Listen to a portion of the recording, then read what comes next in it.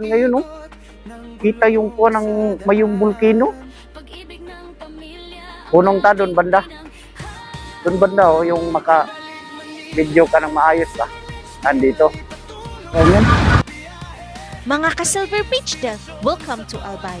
At sa likod ko ay ang world famous Mount Mayon Volcano. Kilala ito bilang isa sa may pinaka-perfect cone shape sa buong mundo. Kaya naman dinadayo ito ng mga turista mula sa iba't ibang bansa. Ang Mount Mayon ay may taas humigit kumulang 2,463 meters above sea level at isa itong active volcano. Sa kabilang napakaganda nitong anyo, marami na rin itong naitalang pagputok sa kasaysayan.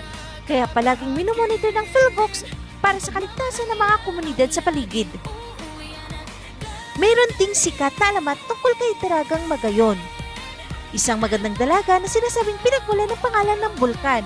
Ayon sa kwento, ang kanyang walang hanggang pag-ibig ang dahilan kung bakit nabuo ang napakagandang hugis ng Mount Mayon.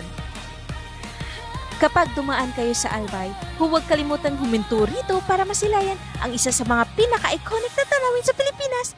Talagang mapapawaw ka sa ganda nito, lalo na kapag malinaw ang panahon. Kaya mga ka-Silver Beach Del, tara at ipagpatuloy natin ang ating adventure!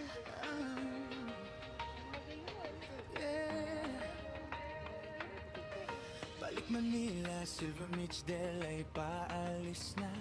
Paunang mga alaala sa bawat kalsadang dinaanan na.